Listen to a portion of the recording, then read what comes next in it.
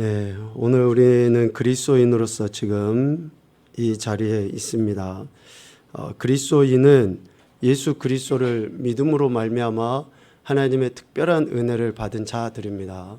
그 특별한 은혜가 다른 어떤 게 아니죠. 예수 그리스도를 믿음으로 말미암아 의롭다 함을 인정받은 자, 그리고 구원함을 받았다, 새로운 피조물이다, 또 거룩하다 라고 인정함을 받은 자이기 때문에 특별하다라고 이야기를 하는 것입니다. 이 인정함은 하나님께서 우리를 그렇게 인정해 주시는 거죠. 여전히 우리는 죄악 가운데 있고 여전히 거룩하지도 못하고 그런 모습들이 있습니다. 그런데 그 인정함은 예수 그리스도 때문에 그렇습니다. 우리가 믿고 있는 예수 그리스도 때문에 하나님이 우리를 그렇게 인정해 주시는 거예요. 근데 이 인정은 우리 인간적인 그런 표현이고, 성경 안에서의 인정을 어떻게 표현하고 계시냐면 성령의 인치심이라고 표현할 수 있습니다.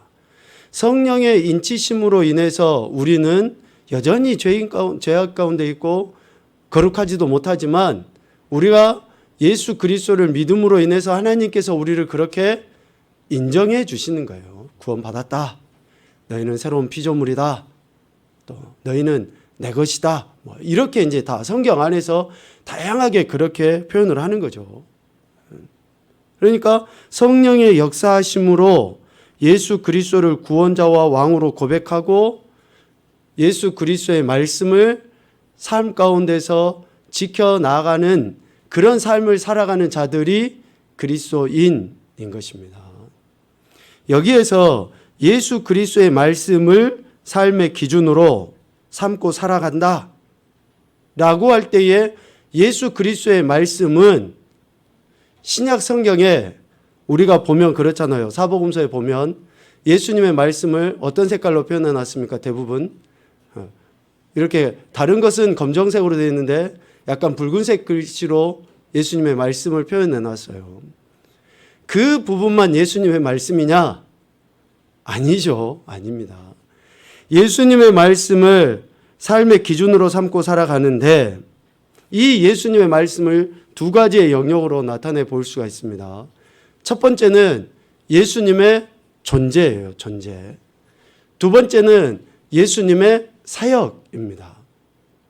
예수님의 존재와 예수님의 사역을 통칭해서 예수님의 말씀이라고 이야기할 수 있습니다. 왜입니까? 요한복음 1장에서는 말씀이 육신이 되어 우리 가운데 거하심에 라고 1장 14절에 분명히 말씀하시거든요. 그러니까 말씀이 육신이 돼서 우리 가운데 거하셨다라고 하는 것은 말씀이신 그분의 존재와 사역을 통칭해서 그렇게 이야기를 하는 거예요. 그러니까 우리가 예수님을 믿는 그리스도인들이 예수님의 말씀을 삶의 기준으로 삼고 살아간다고 할 때에는 예수님의 존재가 우리 삶의 기준이 돼야 되고, 예수님의 사역이 우리 삶의 기준이 돼야 되는 거예요. 그러니까 예수 그리스도를 믿음으로 말미암아 저와 여러분의 신분이 어떻게 됐습니까? 하나님의 자녀, 하나님의 백성이 되었어요. 사도 바울의 표현처럼 양자의 영을 받아서 우리는 양자, 자녀, 백성이 되었습니다. 그러니까 우리의 존재는 그렇다라는 거예요. 예수 그리스도의 존재와 같은 그런 존재가 됐다라는 것을 믿고 삶의 현장에서 살아가야 돼요. 7월 달에 우리가 신중의 품성을 이야기하잖아요. 거룩한 것, 진주를 개와 돼지에게 던지지 말아라, 주지 말아라 이야기하죠. 그러니까 이러한 거룩함과 존귀함과 보배로움을, 그거 가치를 모르는 이들에게 나누지 말라라고 이야기하는데, 기본적으로는 나누는 것이 당연해요. 증거하는 것이 당연합니다. 그러나 그것을 깨닫지 못하고 그 가치를 모르는 자들에게는 나눔에 있어서 신중하라 라고 말씀을 하시는데 우리가 예수 그리스도의 존재를 믿는다, 삶의 기준으로 삼고 살아간다라고 할 때에 그 의미를 우리가 이해할 수 있습니다. 저와 여러분이 하나님의 백성이고 자녀고 이러한 영적인 가치를 가진 자들인데 세상 사람들하고 똑같이 살아가요. 그러면 예수님의 말씀을 삶의 기준으로 삼고 사는 것이 아닙니다. 우리는 세상 사람들하고 그래서 달라야 돼요. 달라야 돼요.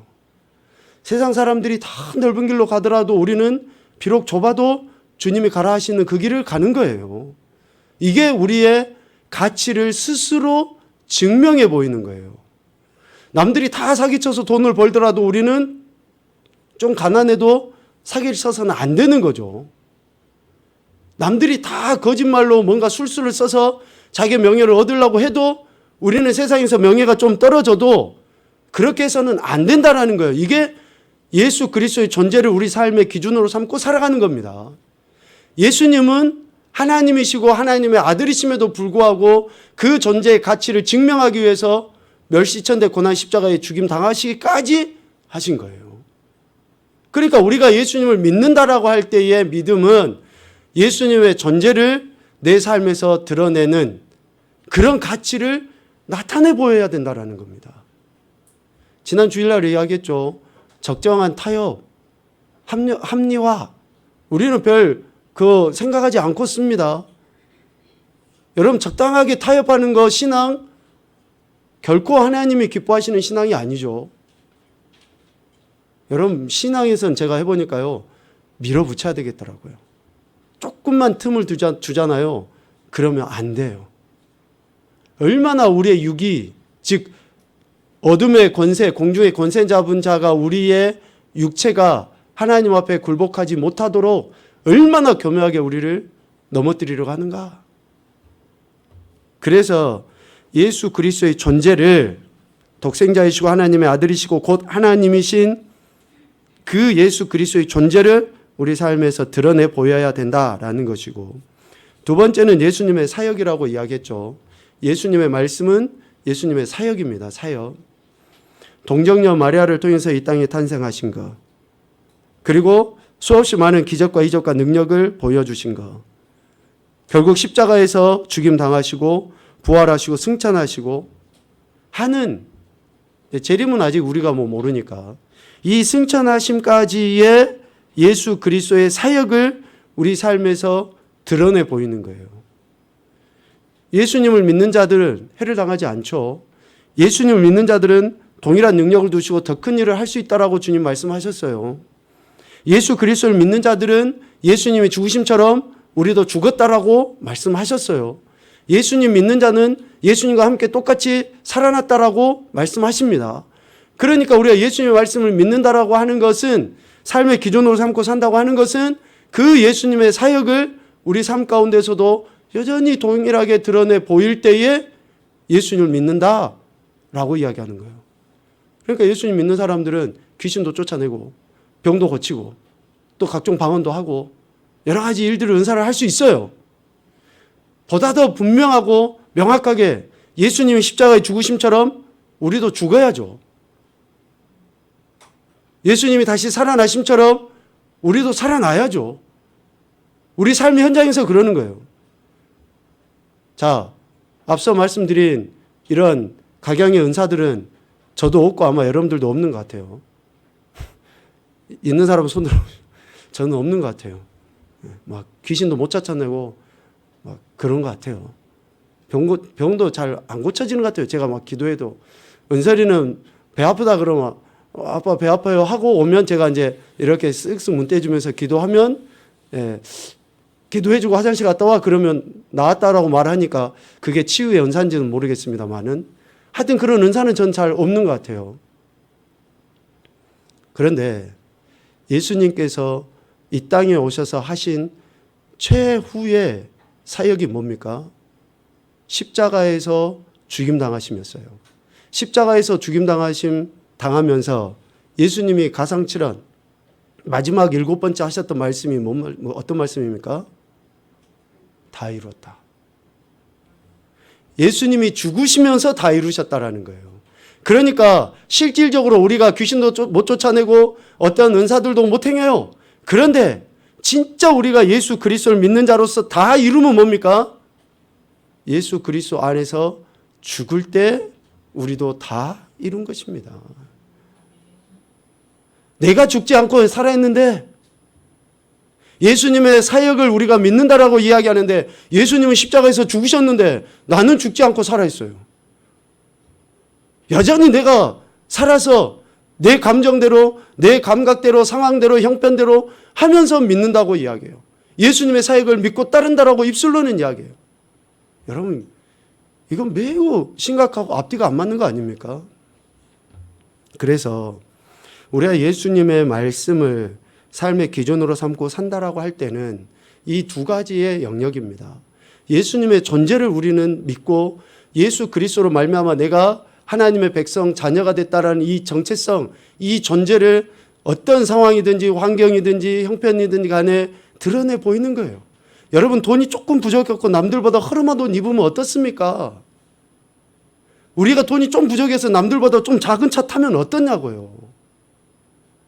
남들보다 조금 더 비싼 집 가서 외식 못하면 어떻습니까? 그런데 그런 것으로 비교해가지고 우리 마음 한켠에 하나님을 원망하고 불평하는 그런 모습들이 우리 안에 있는데 어떻게 내가 그리스도인, 즉 하나님의 백성이고 자녀라는 이 정체성이 맞는 예수님의 존재를 증명해 보이는 그런 믿음의 사람이냐? 라는 것이죠. 그리고 예수님의 사역을 믿는데 여전히 우리가 죽지 않고 예수님이 십자가에서 다 이루셨다고 말했는데 우리는 여전히 죽지 않고 살아서 가장 가까이에 있는 부모나 가족, 아내나 남편에게 상처를 주고, 여러분, 우리가 남들에게 관대하잖아요. 그런데 정말로 내가 죽지 않으니까 한 몸인 아내에게, 남편에게, 여러분, 우리가 예수님을 믿는다고 하는 것은 이러한 예수님의 사역을 믿는 거예요. 사역을. 그래서 우리도 예수님과 함께 죽고 예수님과 함께 부활에 동참하는 자라는 이러한 믿음이 우리 안에 있어야 되는 거죠. 로마서 6장 4절 5절 말씀을 우리 한번 찾아봅시다. 로마서 6장 4절 5절.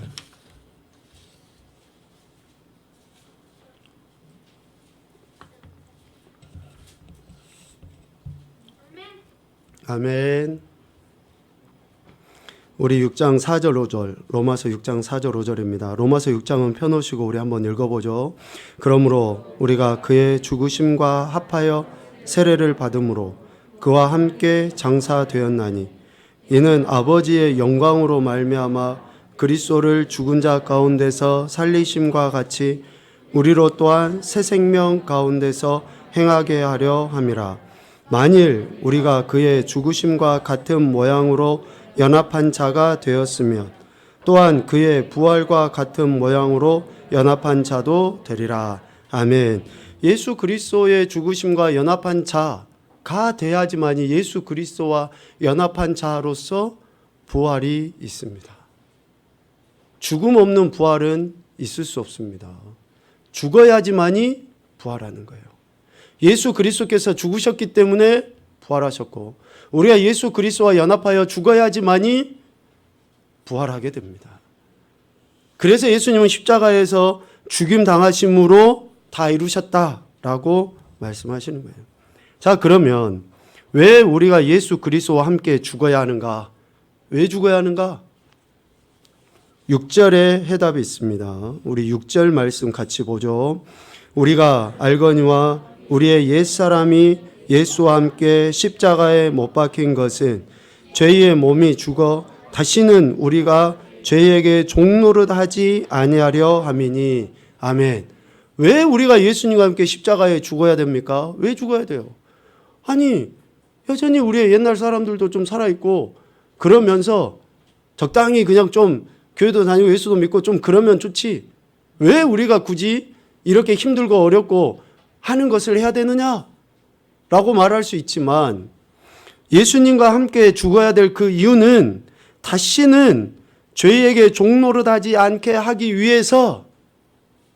죄는 하나님을 대적합니다.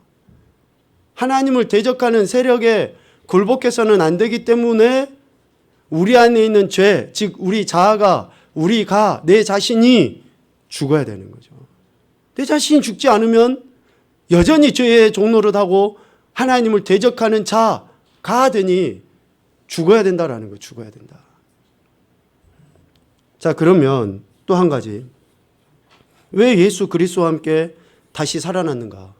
왜 하나님께서 우리를 예수 그리스도와 함께 죽이시고 또 다시 살아나도록 그렇게 하셨는가? 9절에서 말씀합니다. 우리 같이 보죠. 9절. 이는 그리스도께서 죽은 자 가운데서 살아나셨음에 다시 죽지 아니하시고 사망이 다시 그를 주장하지 못할 줄을 알미로라. 아멘. 예수 그리스도께서 살아나셔서 사망이 다시 예수 그리스도를 주장하지 못하게 하심처럼 예수 그리스도를 믿는 자들은 결코 사망이 주장할 수 없다라는 거예요. 그러니까 예수님을 믿으면 죽어도 사는 거죠. 살아서 믿으면 영원토록 죽지 않는 거예요. 그러니까 우리가 예수 그리스도를 믿는 것은 결국 하나님께서 우리를 완전하게 살리시기 위하여 예수 그리스도를 믿게 하셨다라는 거죠. 그래서 예수 그리스도와 함께 살아났다라는 것은 결코 사망이 우리를 주장할 수 없다라는 거예요. 그러니까 실질적으로 사망이 우리의 눈앞에 다닥쳐도, 육신적인 죽음이 우리의 눈앞에 다닥쳐도 예수님 믿는 사람들은 어떻습니까? 그 죽음을 받아들여요. 그러니 순교자가 나오는 거고, 그러면서 믿음으로 지내오셨던 분들 어때요? 임종 앞에, 죽음 앞에 겸허하게. 그래서 예수님 믿고 가시는 분들의 얼굴이 어떻다고 그렇습니까? 대부분 다 그냥 환하게 이렇게 웃으면서 가신다라고 이야기를 해요. 왜요? 맞닥뜨려도 사망이 주장을 못한 줄을 영적으로 아니까 그래요. 영적으로 아니까. 얼마나 이게 큰 축복인지 모릅니다. 그래서 우리가 예수 그리스도의 죽음과 또 예수 그리스도의 부활에 동참하는 자라는 그리스도인으로서 하나님께서 우리를 그렇게 세우셨다라는 거죠. 그러므로 죄가, 로마서 6장 12절 말씀 봐보십시오. 그러므로 죄가 죽을 몸을 지배하지 못하게 하여 몸의 사욕에 순종하지 말아야 됩니다. 죄가 우리의 몸을 사욕에 순종하지 말아야 되는 거죠. 죄가 우리를 지배하지 못하도록 해서. 그리고 13절, 지체를 불의의 무기로 죄에게 주지 말고 의의 무기로 하나님께 드려야 한다 라고 말씀합니다.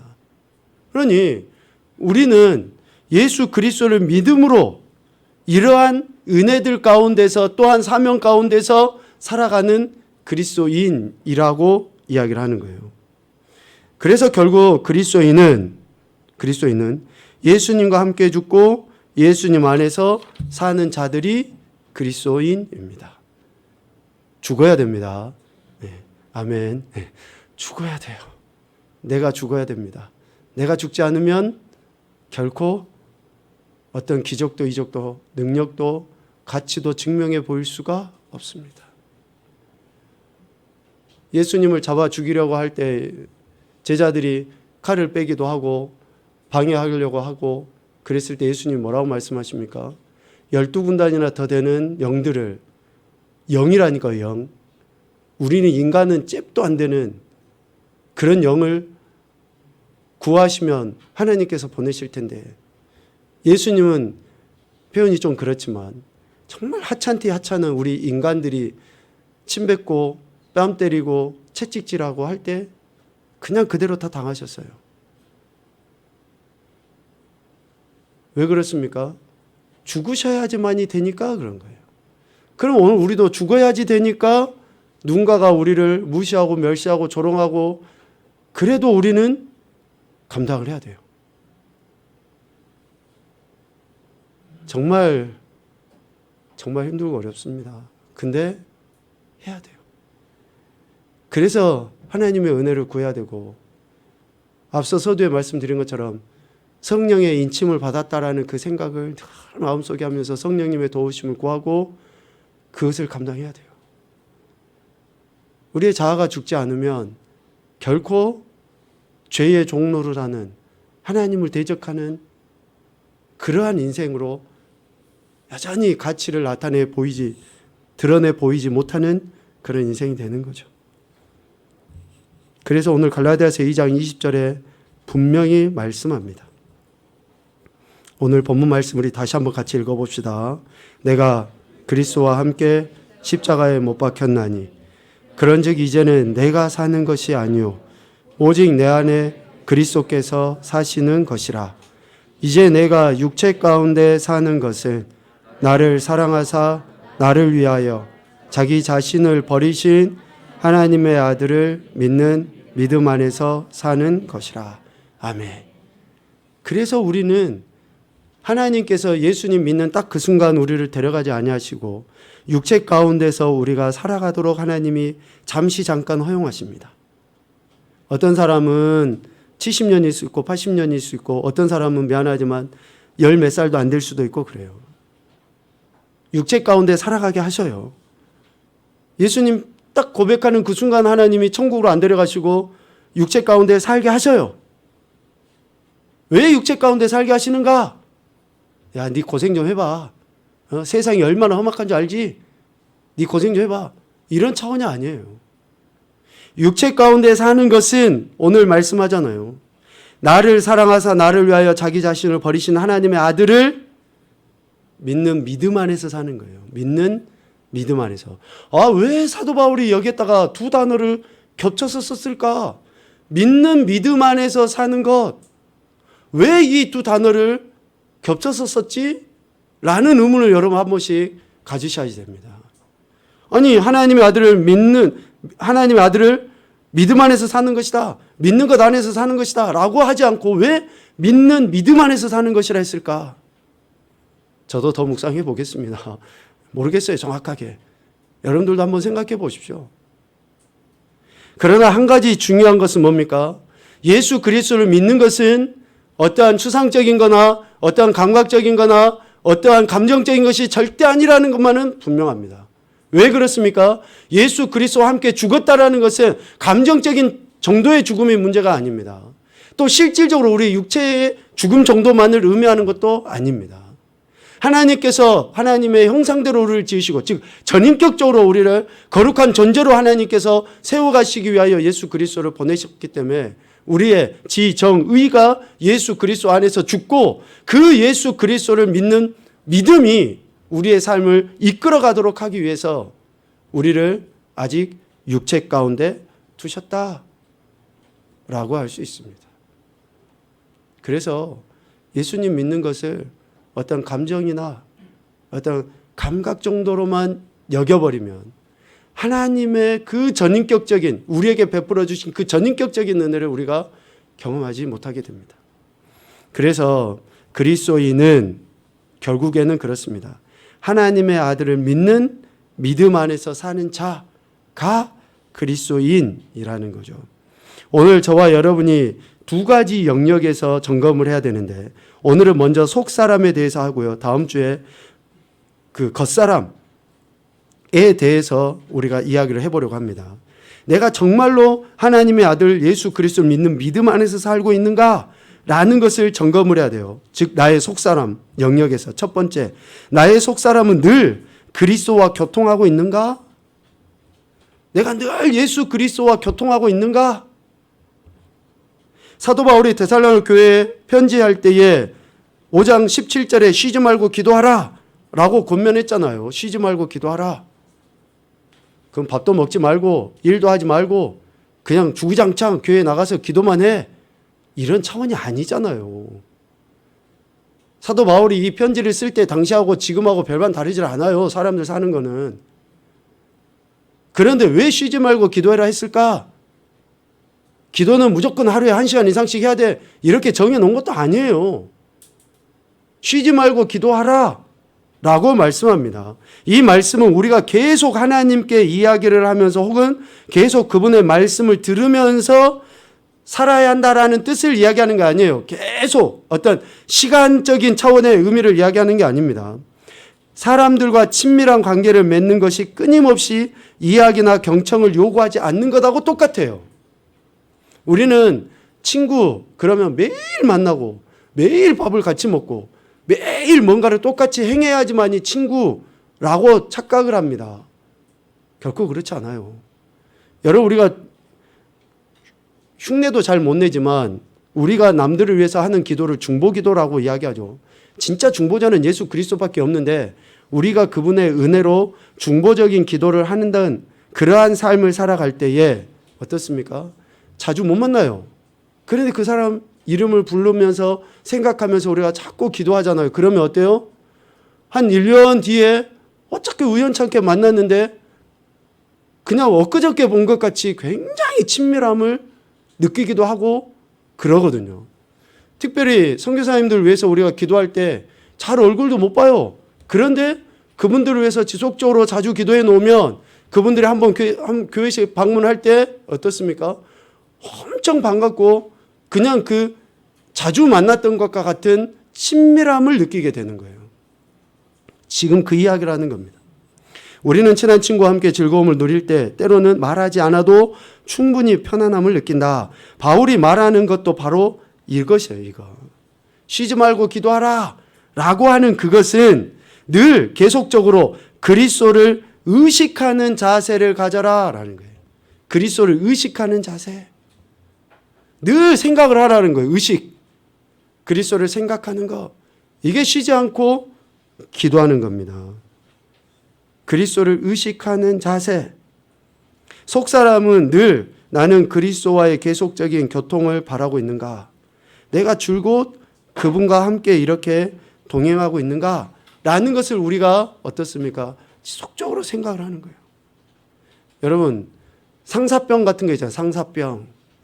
어쩌면 우리가 예수 그리스도로 말미암아 주님에 대한 상사병이 생겨야 되는데 주님을 계속 생각하고 막 보고 싶어가지고 막 안달이 나야 돼요. 막 보고 싶습니다. 주님 보고 싶어요. 막 이런 생각을 계속 하다 보면 병이 나요. 그러다가 주님 너무 보고 싶어가지고 밥도 안 먹고 금식을 해버려요. 그럼 살이 쭉 빠지겠죠. 상사병의 행태로 그렇게 나타나야 돼요. 주님 보고 싶어서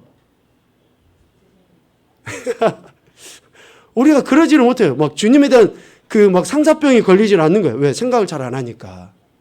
겨우 주일날 교회 나오면 예수님 이름 한번 불러보고. 그럼 쓰겠습니까? 안 되는 거죠. 계속 그리스도를 의식하는 자세. 두 번째는 나는 계속적인 고백 가운데 살고 있는가? 첫째는 그리스도와 교통이죠. 두 번째는 계속적인 고백 가운데 살고 있는가? 고백. 이 고백은 먼저는 회개의 고백입니다. 예수 그리스도를 믿는 자들은 원죄에 대한 그 자유함을 얻었습니다. 틀림없이 그래요. 그러나 우리가 매 순간순간 범하는 이 자범죄에 대해서는 늘 고백해야 됩니다. 늘 하나님 앞에. 여러분, 죄는 뭐하고 같냐면요. 때하고 똑같아요. 때. 그 더러운 거. 저희가 그 야간 운전 같은 거 하다 보면 요즘 특별히 그 하루살이 같은 게 막 그 라이트에 비춰가지고 그 와서 돌아가시잖아요. 그것들이. 부딪혀서 지그들이 와서 막 부딪혀서 죽어요. 그런데 아침에 봐보면 어때요? 떡이 져가지고 닦아지지도 않아요. 그러니까 라이트를 딱 켜도 어때요? 거기 그 때가 묻어가지고 그 시체들이 묻어가지고 불빛이 밝질 않아요. 꼭 죄는 그와 같습니다. 죄는 그와 같아요. 눈을 가려버려요. 눈을 가려버립니다. 보이지 않게 만들어요. 그러니까 그것을 벗겨내야 돼요. 이렇게 걷어내지 않으면 계속 그 죄에 덕지덕지 묻어가지고 전혀 볼 수 없게 됩니다. 예수님께서 우리 마태복음에 그 이야기 하잖아요. 자기 안에 있는 들보 보지도 못하고 남에 있는 티만 봐요. 왜 그렇습니까? 자기의 눈은 완전히 가려져 있거든요. 그러니까 우리가 영적인 겸손함, 늘 우리의 죄들을 주님 앞에, 하나님 앞에 고백을 해야 돼요. 그렇지 않으면 평안함이 없어요. 평안함이 없어요. 자유함이 없고 눈치를 보게 되고. 우리 자녀들의 비유를 이야기했잖아요. 애들이 엄마 아빠 말씀 잘 안 듣고 지들이 하고 싶은 대로 하면은 눈도 못 쳐다본다니까요. 요즘에 정치에서도 노룩, 그러니까 쳐다보지 않고 하는 것이 유행이잖아요. 그러니까 말들이 많이 많아요. 대통령끼리 악수하는데 눈도 안 쳐다보고 악수했다고 막 신문에 뉴스에 막 많이 나오고. 물론 그분들이 그런 건 아니겠지만 우리가 죄가 있고 뭔가 자유함이 없으면 얼굴을 대하지 못합니다. 대면을 못해요. 그래서 하나님 앞에 왜 못 나오냐? 나의 죄 문제가 자범죄의 문제가 해결이 안 되니까 안 나오는 거예요. 그래서 때와 같다고 이야기했잖아요. 처음에 때가 딱 묻으면 지우면 지워지는데 그 때가 떡이 돼버리면 안 지워져요, 잘. 이 안 지워지는 걸 여러분 오해하시면 안 됩니다. 우리 주님의 능력이 없어서 용서함을 못 받는다는 차원이 아니에요. 죄인인 내가 더 이상 어쩌보면 염치도 없어서라도 회개도 못하는 거예요. 회개도 못해. 그러니까 작은 것 하나라도 있을 때 얼른 해결을 해버려야 됩니다. 요한일서 1장 9절입니다. 같이 보죠. 시작.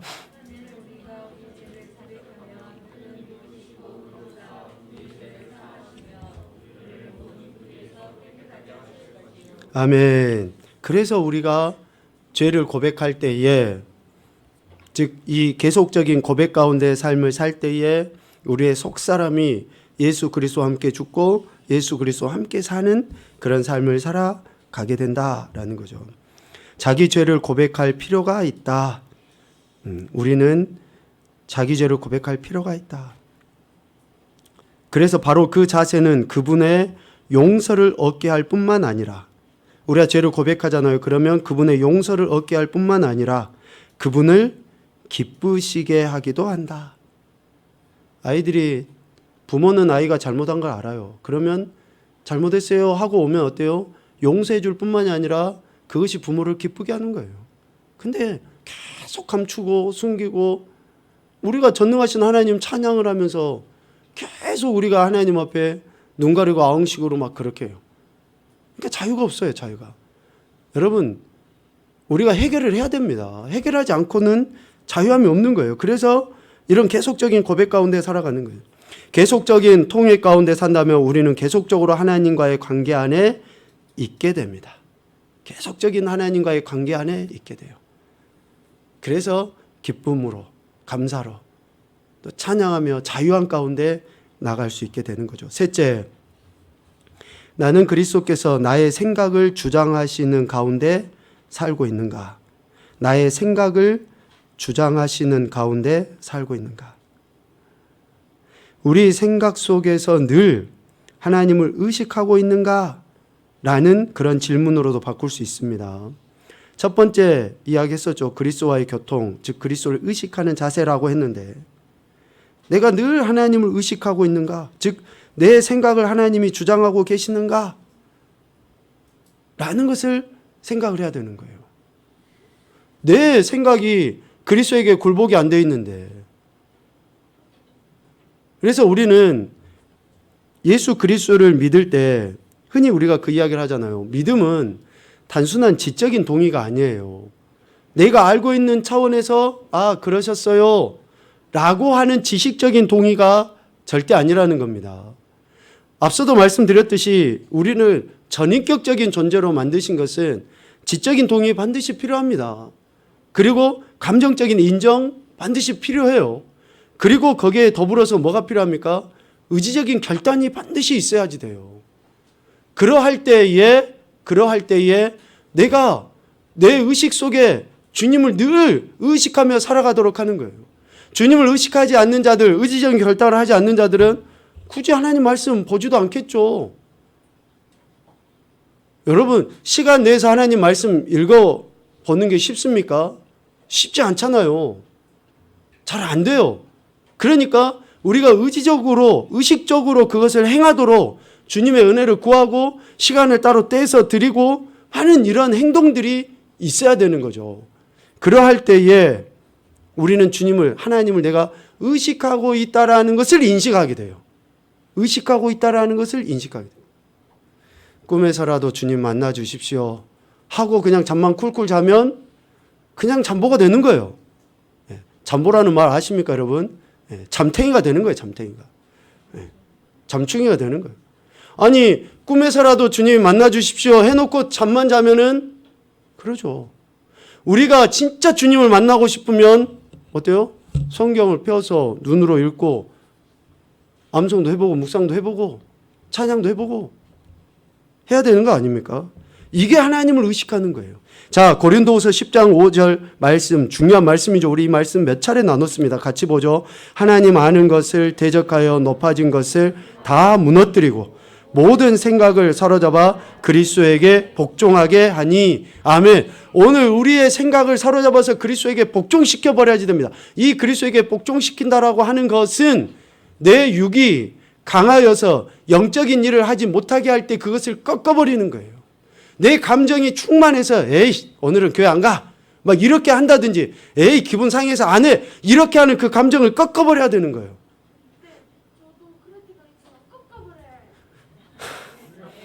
아멘.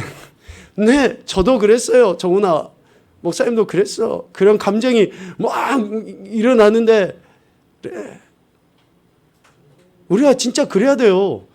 그런 감정이 있을 때에 여러분 근데 신기한 거 아십니까? 그런 감정이 나 진짜 오늘 교회 안 가. 가기 싫어. 그런데 그 자리에 교회 딱 나왔잖아요. 그럼 그때 하나님이 은혜를 주십니다. 할렐루야. 네, 네. 그때 은혜를 주셔요. 그러니까 그 자리를 피하고 싶은데 그 자리에 갔어요. 근데 신기하게 오늘 꼭 내가 드려야 할 말씀을 하나님이 주시는 거예요. 주시는 거. 그러니까 안 빠지고 나오는 것이 중요해요. 안 빠지고 예배 드리는 것이. 언제 하나님 내게 은혜 주실지 모르니까. 우리는 이러한 생각 속에서 늘 하나님을 의식해야 됩니다. 우리는 하나님께서 지으신 놀라운 세상으로 나갈 때 우리의 속사람과 접촉하기가 가장 쉽다는 것을 알게 됩니다. 이 놀라운 세상은 영적인 것도 있지만 자연 만물 속에서 하나님이 역사하고 계시는 것들을 우리가 보잖아요. 그러면 정말 신기하게 하나님이 나를 이렇게 사랑하시구나. 그 시인들이 고백했던 그런 것들을 한번 우리가 같이 고백을 하게 된다니까요. 그러니까 할 수 있으면 여러분 산도 이렇게 봐보시고 꽃도 봐보시고 지금 여러분 여기 우리 교회 주차장 쪽에 수박나무 수박은 나무가 아닌가요? 수박 다 심어져 있잖아요. 지금 수박이 이만큼씩 열려 있어요. 여러분 못 보신 분들은 꼭 보셔야지 됩니다. 얼마나 신기한지 몰라요. 하나님이 그렇게 역사하신다니까요. 왜? 예수 그리스도를 통해서 우리를 구원하심은 세상의 그 어떤 신비로운 영역보다 신비한 건데 이 신비를 하나님께서 만드신 피조물 안에서 하나님은 이미 보여놓으셨어요. 그러니까 우리가 그러한 자연 세계 가운데서 하나님이 역사하시는, 즉 영적인 세계 가운데서 하나님이 역사하시는 것들을 우리가 경험해 갈 때에 내가 정말로 구원받은 것이 얼마나 큰 복인가, 또 내가 얼마나 가치 있는 존재인가라는 것을 알게 돼요. 정말 미안한 이야기지만 예수님 믿는다, 교회 다닌다고 하면서도 생을 스스로 포기해버리는 그러한 안타까운 일들이 요 근래에 너무나 많이 일어납니다. 왜 그런가? 그런 감정을 우리가 이해하지 못하는 건 아니겠어요? 알겠어요. 그럴 수 있어요. 그런데 내가 얼마나 가치 있고 하나님이 나 같은 인생을 사랑하시는가라는 것을 진짜로 알게 되면 포기가 아니라 견딜 수 있는 힘을 얻겠죠. 그래서 우리가 하나님의 사랑을 깨달아 알도록 예수님 안에서 죽고 예수님 안에서 다시 살았다는 그 확신 속에서 우리가 살아갈 때에 그런 은혜를 누리며 또 증거하는 그러한 인생들이 되는 것입니다. 오늘 우리 속사람을 세 가지 안에서 점검을 한다라고 이야기했죠. 여러분 우리 개개인이 꼭 그렇게 점검해 보십시오. 정말로 우리가 얼마나 귀하고 복된 인생이고 가치 있는 존재라는 것을 이러한 묵상을 통해서 하나님께서 우리에게 가르쳐 주시고 깨닫게 하실 줄로 믿습니다. 구원받은 귀한 은혜를 잊지 마시고 하나님의 영광 가운데 나가는 저와 여러분의 인생 되시기를 주님의 이름으로 축복합니다. 아멘.